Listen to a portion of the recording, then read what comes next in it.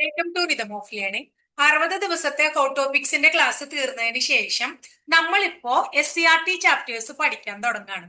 അപ്പോ SCRT chapters ആകുമ്പോൾ നമുക്കറിയാം സയൻസിൽ കുറേ അധികം ഭാഗങ്ങളുണ്ട്. പക്ഷെ സയൻസ് അത്ര അധികം നമ്മളോട് ചോദിക്കാറില്ല. അപ്പൊ പ്രധാനമായിട്ടും ചോദിക്കുന്ന കുറച്ച് ഭാഗങ്ങൾ മാത്രം ടീച്ചർ ഇവിടെ എന്ത് ചെയ്തു വെച്ചിട്ടുണ്ട്, അണ്ടർലൈൻ ചെയ്ത് വെച്ചിട്ടുണ്ട്. അത് മാത്രമേ നിങ്ങൾക്ക് പറഞ്ഞു തരുന്നുള്ളൂ. അല്ലാണ്ട് ഈ SCRT ചാപ്റ്റർ മുഴുവൻ അങ്ങോട്ട് വലിച്ചു വാരി നിങ്ങളെ കൊണ്ട് വായിപ്പിച്ച് തന്ന് നിങ്ങളുടെ ടൈം ടീച്ചർ കളയണില്ല.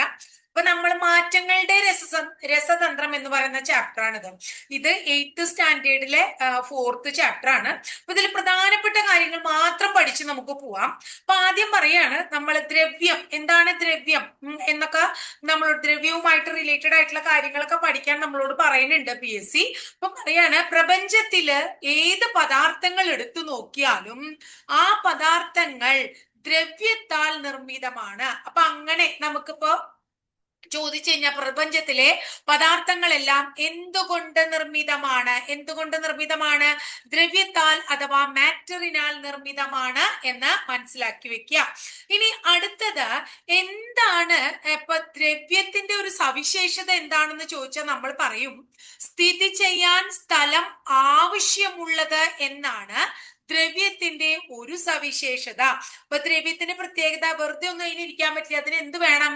സ്ഥലം വേണം. സ്ഥിതി ചെയ്യാൻ സ്ഥലം ആവശ്യമുള്ളതിനെ നമുക്ക് എന്ത് പറയാം? ദ്രവ്യം എന്ന് പറയാം.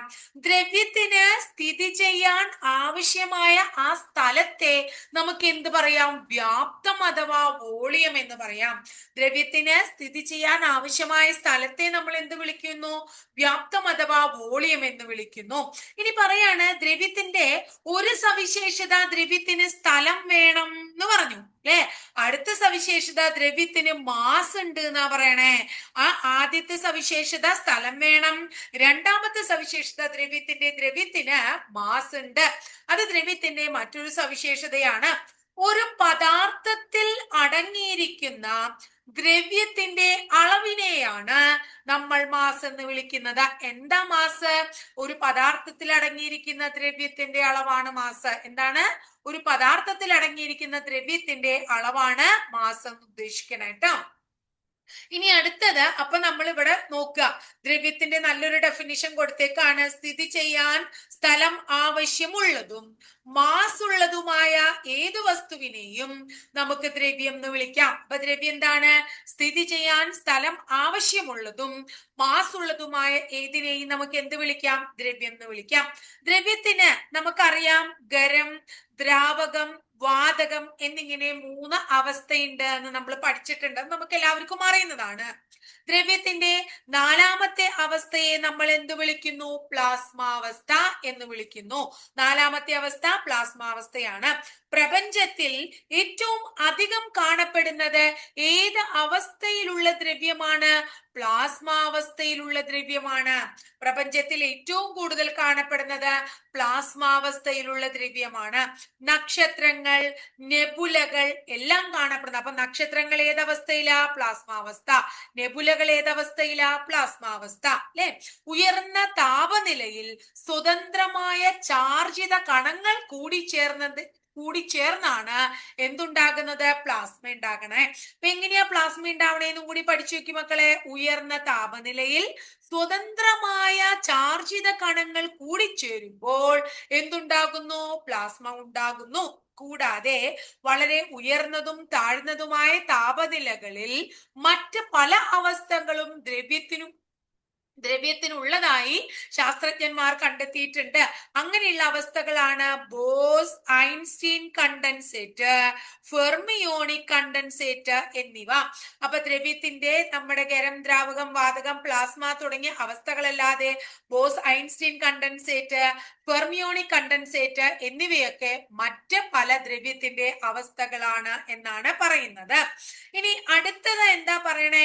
അതായത് ഭൗതിക മാറ്റത്തെ കുറിച്ചും രാസമാറ്റത്തെ കുറിച്ചുമാണ് പറയുന്നത്. അപ്പൊ നമുക്കറിയാം ഭൗതിക മാറ്റം എന്ന് പറഞ്ഞിട്ടുണ്ടെങ്കിൽ ഒരു വസ്തുവിന് പൂർണ്ണമായും മറ്റൊരു വസ്തുവായി മാറാത്തതിനെയാണ്. യാതൊരുവിധ മാറ്റം ഉണ്ടാവണില്ല, പുതിയ മാറ്റങ്ങൾ ഒന്നും ഉണ്ടായിട്ടില്ലെങ്കിൽ അതിനെ നമുക്ക് എന്ത് വിളിക്കാം? ഭൗതിക മാറ്റം എന്ന് പറയാം. അപ്പൊ ഭൗതിക മാറ്റത്തിൽ പുതിയ പദാർത്ഥങ്ങൾ ഒന്നും തന്നെ ഉണ്ടാകണില്ല. ഉള്ള പദാർത്ഥത്തിന് എന്തെങ്കിലും രൂപവ്യത്യാസമൊക്കെ ഉണ്ടാവുള്ളൂ. ഇപ്പൊ എക്സാമ്പിൾ പറയുകയാണെങ്കിൽ ഇപ്പൊ മെഴുകുതിരി നമ്മൾ ഉരുക്കാന്ന് വിചാരിക്കും.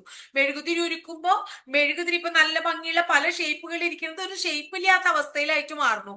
പക്ഷെ മെഴുക് മെഴുകന്നെയായിട്ടല്ലേ ഇരിക്കണേ. അപ്പൊ അത് എന്തിന് ഉദാഹരണമാണ്? ഭൗതിക മാറ്റത്തിന് ഉദാഹരണമാണ്. എന്നാൽ രാസമാറ്റത്തിൽ ഒരു പദാർത്ഥം പൂർണ്ണമായും മറ്റൊരു പദാർത്ഥമായിട്ട് മാറുകയാണ്. അവിടെ പുതിയ തന്മാത്രകൾ ഉണ്ടാവുകയാണ്. എക്സാമ്പിൾ ഇവിടെ പറഞ്ഞിട്ടുണ്ട് ഇവര്. കടലാസ് കത്തിക്കണു. കടലാസ് കത്തിക്കുമ്പോ കടലാസ് ഉണ്ടായിരുന്നു. ആ കടലാസ് കത്തിച്ചു കഴിഞ്ഞപ്പോ കടലാസ് ഒന്നും കാണാനില്ല, അവിടെ ചാരാണ് കാണുന്നേ. അപ്പൊ എന്തായി മാറി? പുതിയൊരു വസ്തു ഉണ്ടായില്ലേ? അങ്ങനെ ഒരു പദാർത്ഥം വേറൊരു പദാർത്ഥമായി രൂപപ്പെടുമ്പോൾ അത്തരം മാറ്റത്തെ രാസമാറ്റം എന്നും, ഭൗതികപരമായിട്ടുള്ള ചില രീതിയിലുള്ള മാറ്റങ്ങളൊക്കെ വരും, പക്ഷെ മൊത്തത്തിൽ അതിനൊരു മാറ്റം ഉണ്ടാവണില്ലെങ്കിൽ, ഇപ്പൊ എക്സാമ്പിൾ പറഞ്ഞ ഷേപ്പിലൊക്കെ മാറ്റം വരാം, പക്ഷെ വസ്തു അതന്നെയായിട്ടിരിക്കും. അങ്ങനെയാണെങ്കിൽ അതിനെ നമ്മൾ എന്ത് പറയും? രാസമാറ്റം എന്ന് പറയൂ ട്ടോ. ഇനി അടുത്തത് നമുക്ക് പഠിക്കാനുള്ളത് എന്താ വെച്ചിട്ടുണ്ടെങ്കിൽ, നമ്മളിപ്പോ എപ്പോഴും പരീക്ഷയ്ക്ക് ചോദിക്കാറുണ്ട് സപ്ലിമേഷൻ അഥവാ ഉത്പാദനത്തിന് ഉദാഹരണം എന്താണെന്ന്.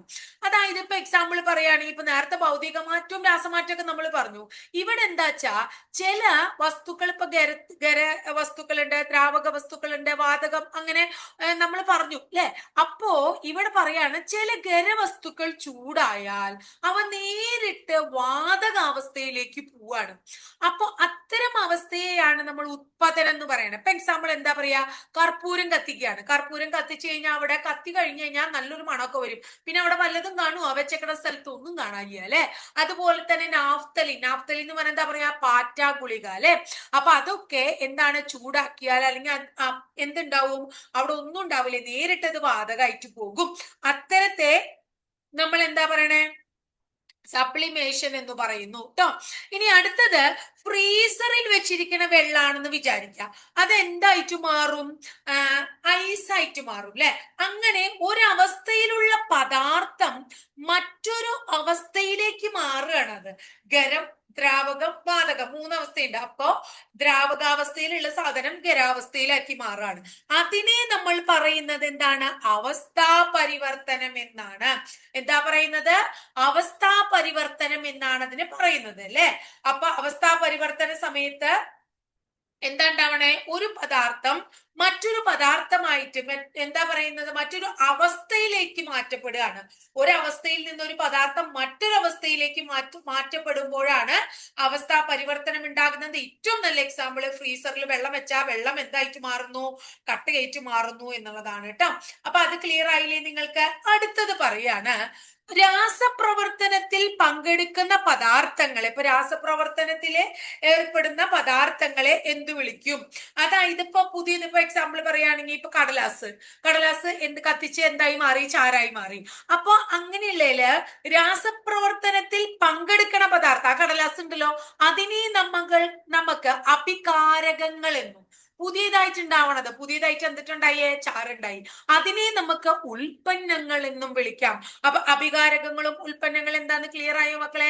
രാസപ്രവർത്തനത്തിൽ പങ്കെടുക്കുന്ന പദാർത്ഥങ്ങൾ അഭികാരകങ്ങളും പുതിയതായിട്ട് രൂപപ്പെടുന്ന പദാർത്ഥങ്ങൾ ഉൽപ്പന്നങ്ങളുമാണ് എന്ന് ഓർത്തു വെക്കുക. അപ്പൊ ഈ അഭികാരകം എന്നൊക്കെ പറഞ്ഞാൽ എന്താണാവോ എന്ന് ആലോചിച്ച് ഇനി ടെൻഷൻ അടിക്കേണ്ട കാര്യം കേട്ടോ.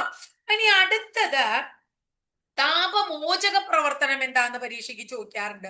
ഇപ്പോ ഒരു രാസപ്രവർത്തനം നടക്കുകയാണ്. ആ രാസപ്രവർത്തനത്തിന്റെ ഫലമായി താപം പുറത്തു വിടുന്നു എങ്കിൽ അതിനെ നമുക്ക് എന്ത് വിളിക്കാം? താപമോചക പ്രവർത്തനം എന്ന് വിളിക്കാം. എന്താണ്? താപമോചക പ്രവർത്തനം. ഇപ്പൊ എക്സാമ്പിള് നമ്മൾ ഒരു കപ്പില് തീറ്റുകൾക്ക് എടുത്തു, അതിലേക്ക് കുറച്ച് ജലം ചേർത്തു. കുറച്ച് സമയം കഴിഞ്ഞ് നോക്കുമ്പോ എന്താണ്? ചുണ്ണാമ്പ് ഉണ്ടാവും, പിന്നെ ഒരു ഭയങ്കര ചൂട് ആവി ഉണ്ടാവും. മനസ്സിലാവുണ്ടോ? അപ്പൊ അതാണ് പറയുന്നത് രാസപ്രവർത്തനത്തിന്റെ ഫലമായി താപം പുറത്തു വിടുന്നു. അതിന് എക്സാമ്പിള് നമ്മൾ ഇവിടെ പറഞ്ഞേ. അപ്പൊ അതാണ് താപം. ഇവിടെ ചുണ്ണാമ്പിന്റെ അപ്പം എന്താ നമ്മൾ എഴുതണ്ടേ? താപം ഉണ്ടാവും ട്ടോ, ചൂടുണ്ടാവും. ഇനി അടുത്തത് നമ്മള് ഇവിടെ രാസപ്രവർത്തനത്തിൽ താപോർജം ആഗിരണം നേരത്തെ പുറത്തുവിടുക ചെയ്തത് നീറ്റ് കേൾക്കാം. താപോർജം ആഗിരണം ചെയ്താൽ എന്തായി? അത് താപ ആഗിരണ പ്രവർത്തനമായിട്ട് മാറി. താപ ആഗിരണ പ്രവർത്തനം. അപ്പൊ താപം പുറത്തു വിടുമ്പോൾ താപമോചക പ്രവർത്തനവും, താപം ഉള്ളിലേക്ക് എടുക്കുമ്പോൾ അത് ആഗിരണ പ്രവർത്തനവുമാണ്. ഇപ്പൊ നേരത്തെ ഒരു എക്സാമ്പിൾ ടീച്ചർ പറഞ്ഞു. അപ്പോ എന്താ പറയാ, ഇവിടെ രണ്ട് എക്സാമ്പിൾ ഇവിടെ പറഞ്ഞിട്ടുണ്ട്, താപമോചകത്തിനും താപാകിരണത്തിനും. അപ്പൊ പൊട്ടാസ്യം പെർമാംഗനേറ്റും ഗ്ലിസറിനും തമ്മിലുള്ള പ്രവർത്തനം താപമോചകാണ്. മാഗ്നീഷ്യം ഹൈഡ്രോക്ലോറിക് ആസിഡും തമ്മിലുള്ള പ്രവർത്തനം താപമോചകാണ്. ഇനി പൊട്ടാസ്യം പെർമാംഗനേറ്റിന്റെ വിഘടനം താപ ആകിരണമാണ്. അമോണിയം ക്ലോറൈഡും ബേരിയം ഹൈഡ്രോക്സൈഡും തമ്മിലുള്ള പ്രവർത്തനം താപ ആകിരണ പ്രവർത്തനമാണ്. ഇത് സാധാരണ ഇങ്ങനെ ചോദിച്ചു കണ്ടിട്ടില്ല, ഡെഫിനിഷൻ പോലുള്ളതാണ് ചോദിച്ചു കണ്ടിട്ടുള്ളൂ, എന്നാലും ഓർത്തു വെച്ചോളൂ. താപോർജം പുറത്തുവിടുന്നതോ ആകിരണം ചെയ്യുന്നതോ ആയ രാസപ്രവർത്തനങ്ങളെ പൊതുവായി താപ രാസപ്രവർത്തനങ്ങൾ എന്ന് പറയുന്നു. അപ്പൊ നമ്മൾ പറഞ്ഞു താപം ആകിരണം ചെയ്യുന്നതും താപം പുറത്തുവിടുന്നതും. അപ്പൊ രണ്ട് കാറ്റഗറി ആയിട്ട് തിരിച്ചു. താപ ആകിരണ പ്രവർത്തനവും താപമോചക പ്രവർത്തനവും ഇപ്പനെ പഠിച്ചു. ഇനി പറയാണ് ഒന്നുകിൽ താപം ആകിരണം ചെയ്യേ അല്ലെങ്കിൽ താപം പുറത്തു വിടുകയെ എന്താണെങ്കിലും ചെയ്യാം. അങ്ങനെ പൊതുവായിട്ട് നടക്കുന്ന ഈ രണ്ട് പ്രവർത്തനങ്ങളെയും കൂടി നമുക്ക് താപരാസ പ്രവർത്തനം എന്ന് വിളിക്കാത്രേ. എന്ത് വിളിക്കാം? താപരാസ പ്രവർത്തനം. ഇനി അപ്പൊ താപമാണ് ഇവിടെ പ്രശ്നം. അതായത് എന്താണ്? താപം പുറത്തു വിട്ടു, ഉള്ളിലേക്ക് വന്നു അല്ലെ. ഇനി ഇവിടെ പറയാണ് പ്രകാശ പ്രവർത്തനങ്ങളാ പറയണത്. പ്രകാശം പുറത്തുവിടെ ആകിരണം ചെയ്യുകയൊക്കെയാണ്. ഇപ്പൊ നമുക്ക് എക്സാമ്പിൾ എല്ലാവർക്കും അറിയുന്നതാണ് പ്രകാശ സംശ്ലേഷണം അല്ലെ. ഭൂമിയിലെ ജീവന്റെ നിലനിൽപ്പിന് ഏറ്റവും അടിസ്ഥാനപരമായിട്ടുള്ള ഒരു ഘടകമാണ്, പ്രവർത്തനമാണ് പ്രകാശ സംശ്ലേഷണം. ഈ പ്രക്രിയയിൽ എന്താ ഉണ്ടാവണേ? എപ്പോഴും പരീക്ഷയ്ക്ക് ചോദിക്കാറുള്ളതാണ്. പ്രകാശോർജത്തെ രാസോർജമായി മാറ്റുന്ന പ്രവർത്തനമാണ് എന്ത്? പ്രകാശ സംശ്ലേഷണം. പ്രകാശോർജത്തെ എന്താക്കുന്നു? രാസോർജമാക്കി മാറ്റുന്നു. അതുപോലെ നമ്മൾ മിന്നാമിനുങ്ങൾ ഇങ്ങനെ മിന്നി മിന്നി പോണ കണ്ടിട്ടില്ലേ രാത്രിയില്? ഈ മിന്നാമിന്നിന്റെ ശരീരത്തില് ഈ മിന്നണ വരാനുള്ള കാരണം അവിടെ ഒരു കെമിക്കൽ ഉണ്ട്, അതാണ് ലൂസിഫറസ്. എന്താണ്? ലൂസിഫറസ്. പരീക്ഷയ്ക്ക് ചോദിച്ചിട്ടുണ്ട്. അപ്പൊ മിന്നാമിനിങ്ങിന്റെ ശരീരത്തിലെ ലൂസിഫറസ് എന്ന് പറയുന്ന എൻസൈമിന്റെ സഹായത്തോടെ ലൂസിഫറിൻ എന്ന രാസവസ്തു ഓക്സിജനുമായി പ്രവർത്തിച്ച് ദൃശ്യപ്രകാശം പുറത്തേക്ക് വിടുകയാണ്. ഈ പ്രതിഭാസത്തെ നമുക്ക് ജൈവദീപ്തി എന്ന് വിളിക്കാം. എന്ത് വിളിക്കാത്രേ? ജൈവദീപ്തി. ശരീരത്തിൽ പ്രവേശിക്കുന്ന ഓക്സിജന്റെ അളവ് നിയന്ത്രിച്ച് പ്രകാശ തീവ്രത വ്യത്യാസപ്പെടുത്താൻ മിന്നാമിനിങ്ങിന് ഒരു പ്രത്യേക കഴിവും കൂടിയുണ്ട്. മിന്നാമിനുങ്ങൾക്ക് മാത്രമല്ല, ചില കടൽ ജീവികളും പുഴുക്കളും ഒക്കെ ഇങ്ങനെ ജൈവദീപ്തി പ്രകടിപ്പിക്കുന്നുണ്ട്. അപ്പൊ മിന്നാമിനുകള്, ചില കടൽ ജീവികള്, പുഴുക്കള്, അതൊക്കെ ജൈവദീപ്തി എന്താ പറയുന്നത്? പ്രകടിപ്പിക്കുന്നതാണ്. അപ്പൊ ലൂസിഫറസ് എന്ന എൻസൈമിനെ കുറിച്ചും ലൂസിഫറിൻ എന്ന് പറയുന്ന രാസവസ്തുവിനെ കുറിച്ചും ഓർക്കുക മിന്നാമിനുമായി ബന്ധപ്പെടുമ്പോ. അപ്പൊ ഈ പ്രവർത്തനങ്ങളിലെല്ലാം എന്താ പുറത്തുവിടണേ? പ്രകാശ വരണേ അല്ലെ. പ്രകാശോർജം ആകിരണം ചെയ്യുകയോ പുറത്തുവിടുകയോ ചെയ്യുന്ന രാസപ്രവർത്തനങ്ങളെ പ്രകാശരാസ പ്രവർത്തനം. നേരത്തെ താപല്ലേ പറഞ്ഞ? താപരാസ പ്രവർത്തനം. ഇതെന്താണ്? പ്രകാശരാസ പ്രവർത്തനാണ് എന്ന് ഓർത്തു വയ്ക്കുക. ക്ലിയർ ആയില്ലേ നിങ്ങള്? ഇനി അടുത്തത് വൈദ്യുത രാസപ്രവർത്തനമാണ് പറയുന്നത്. അപ്പോ ഇപ്പൊ എക്സാമ്പിൾ പരീക്ഷയ്ക്ക് ചോദിക്കാറുണ്ട്. ഡ്രൈ സെല്ല് തന്നിട്ട് ചോദിക്കും എന്ത് മാറ്റാ അവിടെ നടക്കണേന്ന്? രാസോർജം വൈദ്യുതോർജമായിട്ട് എവിടെ മാറുന്നു? ഡ്രൈ സെല്ലില്. രാസോർജം വൈദ്യുതോർജമായി മാറുന്നു ഡ്രൈ സെല്ല്. വൈദ്യുതോർജം ആകിരണം ചെയ്ത് ഒരു പദാർത്ഥം വിഘടനത്തിന് വിധേയമാകുന്ന രാസപ്രവർത്തനത്തിനെ നമ്മൾ വിളിക്കുന്നത് വൈദ്യുത വിശ്ലേഷണം അഥവാ ഇലക്ട്രോളിസിസ്. അങ്ങനെയും കാണാറുണ്ട് ക്വസ്റ്റ്യൻ പേപ്പറിൽ. അപ്പൊ വൈദ്യുതോർജം ആകിരണം ചെയ്ത് ഒരു പദാർത്ഥം വിഘടനത്തിന് വിധേയമാകുന്ന രാസപ്രവർത്തനത്തെ വൈദ്യുത വിശ്ലേഷണം മാത്രമേ വിളിക്കണേ. ക്ലിയർ ആയോ മക്കളെ നിങ്ങൾക്ക്? വൈദ്യുത വിശ്ലേഷണം എന്നാണ് അതിനെ വിളിക്കണേ. പറയാണ് വൈദ്യുതി ഉപയോഗിച്ച് ലോഹ വസ്തുക്കൾക്ക് മുകളിൽ മറ്റു ലോഹങ്ങൾ, ഇപ്പൊ നമുക്ക് പറയാം, അതായത് ഇപ്പോ ചെമ്പില് സ്വർണം പൂശും അല്ലെങ്കിൽ ചെമ്പില് വെള്ളി പൂശും, അങ്ങനെയൊക്കെ നമ്മൾ പറയാം. അങ്ങനെ വൈദ്യുതി ഉപയോഗിച്ച് ലോഹ വസ്തുക്കൾക്ക് മുകളിൽ മറ്റു ലോഹങ്ങളുടെ ആവരണം ഉണ്ടാക്കുന്ന പ്രവർത്തനത്തെ ചോദിക്കാറുണ്ട് ഇലക്ട്രോപ്ലേറ്റിംഗ് അഥവാ വൈദ്യുത ലേപനം എന്നാത്രേ വിളിക്കണേ. ഇലക്ട്രോപ്ലേറ്റിംഗ് അഥവാ വൈദ്യുത ലേപനം ഇപ്പൊ എന്താ? വൈദ്യുതി ഉപയോഗിച്ച് ചില ലോഹങ്ങളില് മറ്റു ലോഹങ്ങൾ പൂശിയാണ്. ഇപ്പൊ സ്വർണത്തില്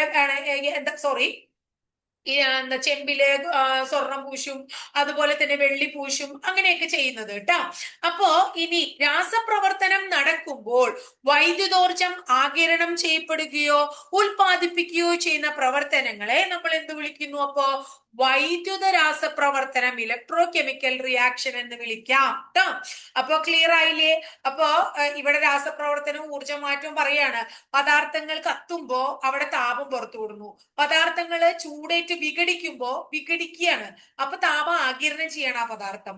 ജൈവദീപ്തിയിൽ പ്രകാശം പുറത്തു വിടുന്നു. നമ്മൾ നേരത്തെ മിന്നാമിനിങ്ങിന്റെ കാര്യം പറഞ്ഞു, ചെറുനാരങ്ങ കൊണ്ടൊക്കെ സെല്ലുണ്ടാക്കും, ആ സെല്ല് വൈദ്യുതി പുറത്തു വിടുന്നു. സോഡിയം ക്ലോറൈഡ് ലായനിയിലെ വൈദ്യുതി വിശ്ലേഷണം എന്താകിരണം ചെയ്യുന്നു? വൈദ്യുതി ആഗിരണം ചെയ്യുന്നു. ഇത്രയും കാര്യമാണ് ഇന്നത്തെ ക്ലാസ്സിൽ. അപ്പൊ രാസപ്രവർത്തനവുമായി ബന്ധപ്പെട്ട് ഇതിൽ കുറേ അധികം എക്സാമ്പിളുകളും കുറെ കാര്യങ്ങളും കൊടുത്തിട്ടുണ്ട്. നമ്മൾ ഈ പരീക്ഷയുടെ ഒരാഴ്ച മുമ്പ് ഈ കാര്യങ്ങൾ മുഴുവൻ വായിച്ചിരുന്ന് ആകെ കൂടി ഒന്നുമില്ലാത്ത ഒരു അവസ്ഥയിലേക്ക് പോവാണ്ട് നമ്മൾ പരീക്ഷയ്ക്ക് വന്നിട്ടുള്ളതും പഠിച്ചതുമായിട്ടുള്ള കാര്യങ്ങളൊക്കെ കൂടി ഒന്ന് മനസ്സിലാക്കാൻ, ഒന്ന് ഓർമ്മിക്കാൻ, SCERT എന്തൊക്കെയാ പറഞ്ഞേക്കണെന്ന് അറിയാൻ വേണ്ടിയിട്ട് ടീച്ചർ വിശദമായിട്ട് അത് വായിച്ചു നോക്കി അതിലെ പ്രധാനപ്പെട്ട കാര്യങ്ങൾ മാത്രമേ മക്കളെ കൊണ്ട് പഠിപ്പിക്കുന്നുള്ളൂ. അപ്പൊ ഇത് മാത്രം ഒന്ന് നോക്കി വെച്ചോളൂ കേട്ടോ. അപ്പൊ ഇത്രയേ ഉള്ളൂ. അങ്ങനെ ഇനി നമ്മൾ കുറച്ച് ദിവസം SCERT സയൻസുമായിട്ട് റിലേറ്റഡ് ആയിട്ടുള്ള ബാക്കിയുള്ളതൊക്കെ നമ്മൾ എടുത്തിട്ടുണ്ട്. സോഷ്യൽ എടുത്തിട്ടുണ്ട്, കോൺസ്റ്റിറ്റ്യൂഷൻ എടുത്തിട്ടുണ്ട്, ഇക്കണോമിക്സ് എടുത്തിട്ടുണ്ട്, ജോഗ്രഫി എടുത്തിട്ടുണ്ട്, അതുപോലെ കേരള റിനൈസൻസ് എടുത്തിട്ടുണ്ട്, കേരള ഹിസ്റ്ററി എടുത്തിട്ടുണ്ട്. എല്ലാ ഭാഗങ്ങളും, കേരള ജോഗ്രഫി, ഇതൊക്കെ നമ്മൾ പഠിച്ചു കഴിഞ്ഞതാണ്.